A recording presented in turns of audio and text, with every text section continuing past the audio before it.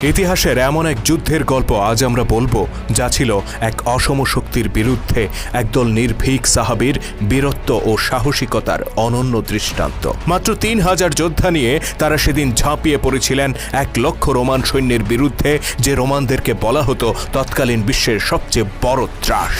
শুধু ১,০০,০০০ রোমান যোদ্ধা নয়, বরং মুসলিম বাহিনীকে প্রতিহত করতে সেদিন তাদের সাথে যুক্ত হয়েছিল আরো ১,০০,০০০ আরব খ্রিস্টান। গোটা বিশ্ববাসীকে হতবাক করে দিয়ে সেদিন শাহাদাতের তামান্নায় উজ্জীবিত ওই ৩,০০০ সাহাবী ঝাঁপিয়ে পড়েছিলেন এই অসম শক্তির উপর, আর সৃষ্টি করেছিলেন মানব ইতিহাসে এক বিস্ময়কর দৃষ্টান্ত। অষ্টম হিজরিতে জর্দানের মুতায় সংঘটিত এই যুদ্ধকে বলা হয় মুতার যুদ্ধ। এই যুদ্ধ ছিল ইসলামের একমাত্র যুদ্ধ যেখানে রাসূল সাল্লাল্লাহু আলাইহি সাল্লাম নির্ধারিত ৩ জন সামরিক কমান্ডারের প্রত্যেকে শহীদ হয়েছিলেন। তাদের প্রথমজন ছিলেন রাসূলের পালক পুত্র যায়েদ বিন হারিসা রাদিয়াল্লাহু তাআলা আনহু। দ্বিতীয়জন ছিলেন রাসূল সাল্লাল্লাহু আলাইহি সাল্লামের চাচাতো ভাই জাফর বিন আবু তালিব রাদিয়াল্লাহু তাআলা আনহু। আর তৃতীয়জন ছিলেন ইতিহাস বিখ্যাত সাহাবী আব্দুল্লাহ ইবনে রাওয়াহা রাদিয়াল্লাহু তাআলা আনহু। মুতা ছিল সেই রণক্ষেত্র যেখানে ইতিহাসের এক বিস্ময়কর সামরিক প্রতিভা হিসেবে আবির্ভূত হয়েছিলেন ইসলামের অজেয় সেনাপতি হযরত খালিদ বিন ওয়ালিদ রাদিয়াল্লাহু তাআলা আনহু। অসম শক্তির বিরুদ্ধে এই লড়াইয়ে মুসলিম বাহিনী যখন বিপর্যস্ত, একে একে ৩ জন কমান্ডারের মৃত্যুতে গোটা বাহিনী যখন দিশেহারা, তখন তাদের নেতৃত্বের ভার নিজের কাঁধে তুলে নেন আল ওয়ালিদের পুত্র খালিদ। তার অসাধারণ সামরিক প্রতিভার সামনে সেদিন দিশেহারা হয়ে পড়ে বিশাল রোমান বাহিনী, আর তছনছ হয়ে যায় তাদের গোটা অগ্রভাগ। সেদিন খালিদ যে রণকৌশল, বীরত্ব আর সাহসিকতার দৃষ্টান্ত স্থাপন করেছিলেন, তাতে মুগ্ধ হয়ে স্বয়ং আল্লাহর নবী তার উপাধি দেন সাইফুল্লাহ। সেই থেকে তিনি আল্লাহর তলোয়ার। রাসূল সাল্লাল্লাহু আলাইহি সাল্লাম এর জীবদ্দশায় তৎকালীন পৃথিবীর পরাশক্তি রোমান সেনাবাহিনীর বিরুদ্ধে মুসলিমদের পরিচালিত একমাত্র যুদ্ধ ছিল এই মুতার যুদ্ধ। উম্মতে মুহাম্মদের সেই বিস্ময়কর যুদ্ধযাত্রার আজকের পর্বে আপনাকে স্বাগতম।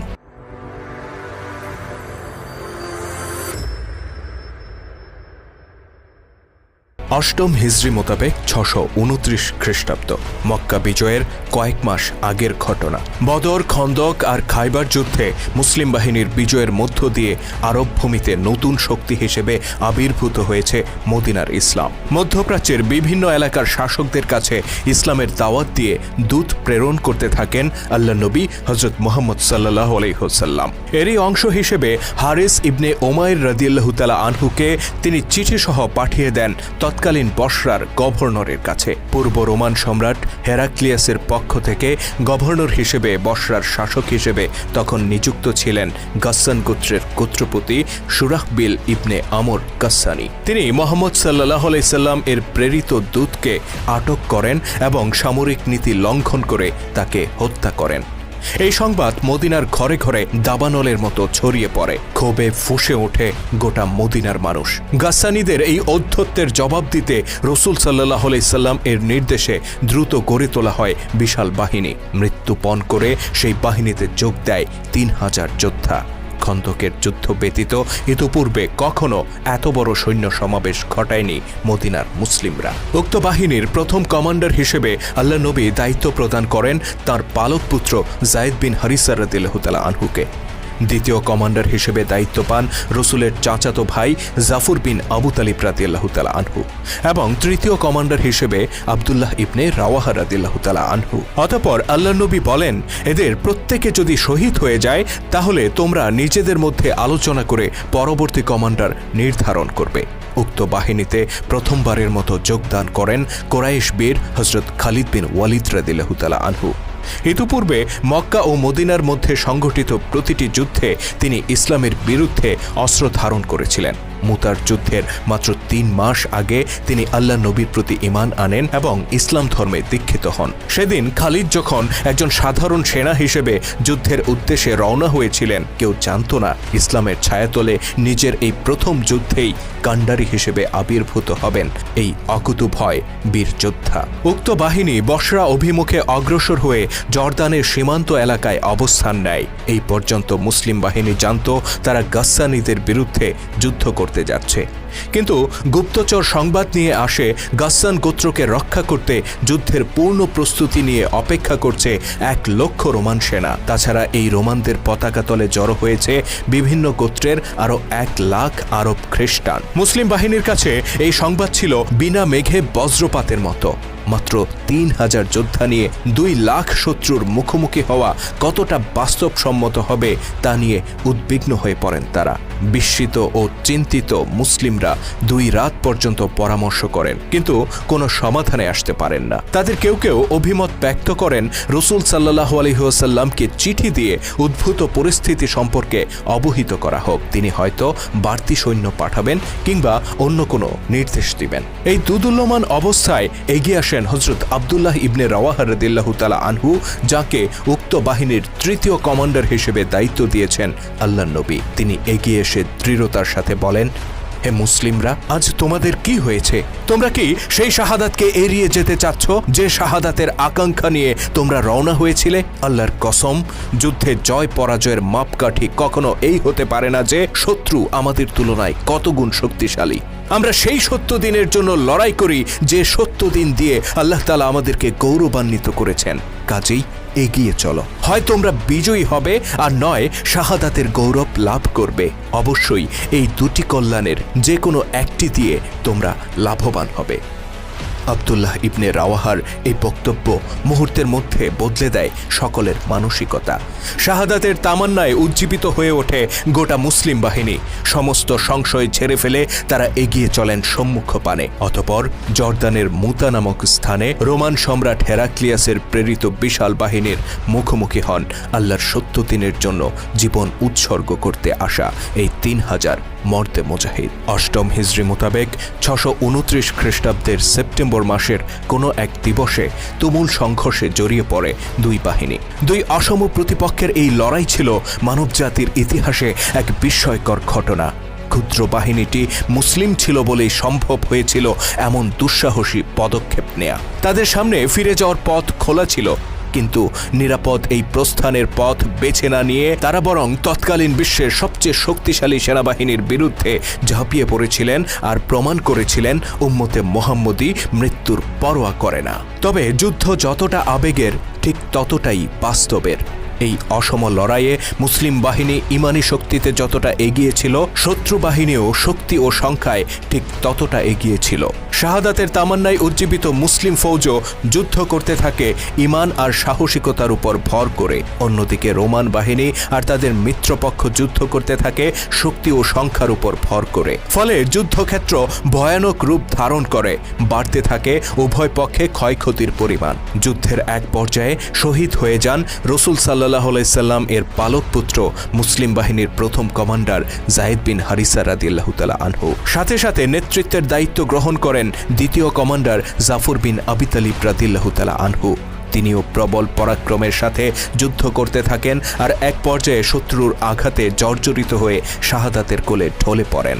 বলা হয়ে থাকে, যুদ্ধ শেষে জাফর বিন আবু তালিবের শরীরে শত্রুপক্ষের 90টি আঘাতের চিহ্ন খুঁজে পাওয়া গিয়েছিল। জাফর বিন আবু তালিবের শাহাদাতের পর মুসলিম বাহিনীকে নেতৃত্ব দেন 3য় কমান্ডার আব্দুল্লাহ ইবনে রাওয়াহা রাদিয়াল্লাহু তাআলা আনহু। প্রতিপক্ষের একের পর এক আঘাতে এক পর্যায়ে তিনিও মাটিতে লুটিয়ে পড়েন আর পান করেন সেই শাহাদাতের অমীয় সুধা, যার প্রবল আকাঙ্ক্ষা নিয়ে তিনি এই ময়দানে ছুটে এসেছিলেন। 3য় কমান্ডারের শাহাদাত বরণের মধ্য দিয়ে মুসলিম বাহিনীতে সৃষ্টি হয় নেতৃত্বের শূন্যতা। এই শূন্যতা মুসলিম বাহিনীকে দাঁড় করিয়ে দেয় খাদের কিনারায়। পরিস্থিতি হয়ে ওঠে ভয়াবহ। আর এই প্রতিকূল পরিস্থিতিতে মুসলিম বাহিনীর পতাকা হাতে তুলে নেন বিশিষ্ট সাহাবী সাবিত বিন আরকাম রাদিয়াল্লাহু তাআলা আনহু। অতঃপর সেই পতাকা তিনি এগিয়ে দেন খালিদ বিন ওয়ালিদের দিকে আর বলেন, আজকের এই ময়দানে আমাদেরকে নেতৃত্ব দিতে আপনার চেয়ে যোগ্য কোনো যোদ্ধা নেই, সুতরাং নিজের হাতে পতাকা তুলে নিন আর নেতৃত্বের দায়িত্ব গ্রহণ করুন। নিরুপায় হয়ে মুসলিম ফৌজকে নেতৃত্ব দেওয়ার গুরু দায়িত্ব নিজের কাঁধে তুলে নেন খালিদ বিন ওয়ালিদ রাদিয়াল্লাহু তাআলা আনহু। যদিও মাত্র 3 মাস আগে তিনি ইসলাম গ্রহণ করেছিলেন। নতুন কমান্ডার দায়িত্ব নেয়ার পর বদলে যায় যুদ্ধের দৃশ্যপট। গোটা বাহিনীকে নিজের মতো করে ঢেলে সাজান খালিদ বিন ওয়ালিদ। পূর্ববর্তী কমান্ডাররা যুদ্ধ করেছিলেন সাহসিকতা আর ইমানের শক্তিতে, খালিদ তার সাথে যুক্ত করেন রণকৌশল আর ক্ষিপ্রতা।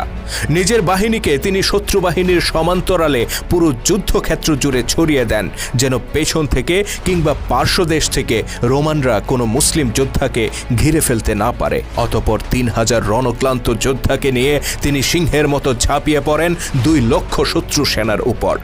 গোটা অগ্রভাগ জুড়ে ছড়িয়ে পড়ে মুসলিম বাহিনী আর রচনা করে প্রচণ্ড আক্রমণ। পরাজয়ের দ্বার প্রান্তে থাকা মুসলিম বাহিনীর এই আক্রমণের তীব্রতায় হতচকিত হয়ে পড়ে শত্রুপক্ষ। তারা বুঝতেই পারে না হঠাৎ মুসলিম বাহিনী এতটা আক্রমণাত্মক হয়ে উঠেছে কিসের শক্তিতে। তাদের এই বিস্ময়ের ঘোর কেটে ওঠার আগেই যুদ্ধক্ষেত্রের পরিস্থিতি বদলে যায়। খালিদ বিন ওয়ালিদের আক্রমণ এতটাই প্রচণ্ড ছিল যে আঘাতের ধকল সহ্য করতে না পেরে তার হাতে থাকা তলোয়ারটি ভেঙে যায়। তিনি আরেকটি তলোয়ার হাতে তুলে নেন আর একই ক্ষিপ্রতায় শত্রুর উপর আঘাত করেন।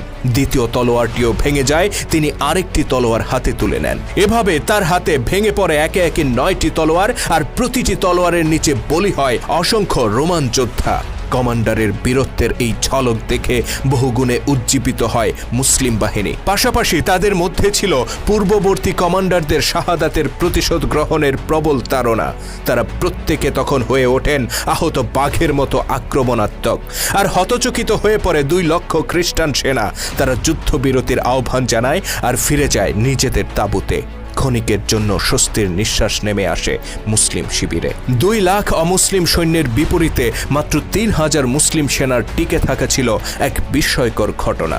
এই যুদ্ধে খালিদ বিন ওয়ালিদ রাদিয়াল্লাহু তাআলা আনহু যে বীরত্বের পরিচয় দিয়েছিলেন, ইতিহাসে তার কোনো তুলনা খুঁজে পাওয়া যায় না। মুতার যুদ্ধে 3 জন কমান্ডার সহ 12 জন মুসলিম শহীদ হয়েছিলেন। অন্যদিকে রোমান বাহিনীতে হতাহতের পরিমাণ ছিল বহুগুণ বেশি, তথাপি তারা ছিল সংখ্যায় অগণিত। যদিও সাহাবীদের প্রত্যেকে জীবন দিতে প্রস্তুত ছিলেন, কিন্তু তারা উপলব্ধি করেন কোনো কিছুর বিনিময়ে এই যুদ্ধে বিজয় অর্জন সম্ভব নয়। সার্বিক পরিস্থিতি বিবেচনা করে পরবর্তী দিনে নতুন করে যুদ্ধে না জড়িয়ে বরং তারা মদিনার পথে ফিরতি যাত্রা করেন। যদিও তারা জানতেন না যুদ্ধ অমীমাংসিত রেখে তাদের এই প্রত্যাবর্তনকে কিভাবে গ্রহণ করবেন আল্লাহর নবী। খালিদের বাহিনী যখন মদিনার প্রবেশ পথে, তখন তাদেরকে তিরস্কার করতে শুরু করে অপেক্ষমান জনতা। তারা ধিক্কারের সাথে বলে, আল্লাহর পথ থেকে তোমরা পালিয়ে এসেছ। কিন্তু নবী মুহাম্মদ সাল্লাল্লাহু আলাইহি সাল্লাম উত্তেজিত জনতাকে নিবৃত্ত করে বলেন, তারা পালিয়ে আসেনি। আল্লাহর ইচ্ছা হলে তারা আবার সেখানে যাবে। খালিদ বিন ওয়ালিদের কাঁধে হাত রেখে তিনি বলেন, হে সুলাইমানের পিতা, আজ যে বীরত্ব তুমি দেখিয়েছ তার অধিক আর কারো পক্ষে সম্ভব নয়। অতঃপর উপস্থিত জনতার দিকে তাকিয়ে তিনি বলেন, খালিদ হলো সাইফুল্লাহ, সে আল্লাহর তলোয়ার। মুতার যুদ্ধ ছিল এক অমীমাংসিত যুদ্ধ, কিন্তু এর ফলাফল ছিল সুদূর প্রসারী। এই যুদ্ধের ফলে মুসলিমদের বীরত্বের খ্যাতি আরবের সীমানা ছাড়িয়ে দূর দূরান্তে ছড়িয়ে পড়ে। মনে রাখতে হবে, তখন পর্যন্ত মুসলিমরা ছিল তৎকালীন পৃথিবীর সবচেয়ে পশ্চাৎপদ জাতি, আরবের এক নতুন উদীয়মান শক্তি, যারা তখনও মদিনার সীমানা পেরিয়ে খুব বেশি দূর নিজেদের প্রভাব বিস্তার করতে পারেননি। অন্যদিকে রোমানরা ছিল তৎকালীন পৃথিবীর 2 পরাশক্তির একটি।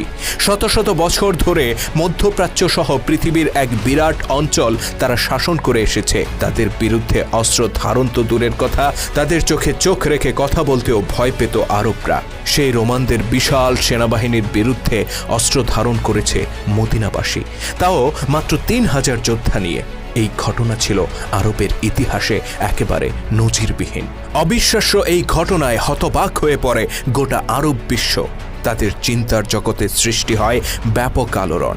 তারা উপলব্ধি করে ইতিপূর্বে পরিচিত সকল শক্তির চেয়ে মুসলিমরা সম্পূর্ণ আলাদা। তাদের নেতা মুহাম্মদ সাল্লাল্লাহু আলাইহি সাল্লাম নিঃসন্দেহে আল্লাহর প্রেরিত রাসূল। এ কারণেই দেখা যায় মুসলিমদের চিরশত্রু, জেদি আর অহংকারী হিসেবে পরিচিত বেশ কয়েকটি গোত্র মুতার যুদ্ধের পর ইসলামের ছায়াতলে আশ্রয় গ্রহণ করে। তাদের মধ্যে উল্লেখযোগ্য ছিল বনু সালিম, আশজা, গাতাফান, জিবান ও ফাজারাহ। তদুপরি পরবর্তীতে খোলাফায়ে রাশিদিনের আমলে পারস্য ও রোমান সাম্রাজ্যের বিরুদ্ধে মুসলিম বাহিনীর পরিচালিত সফল অভিযানের অনুপ্রেরণা ছিল এই অমীমাংসিত মুতার যুদ্ধ।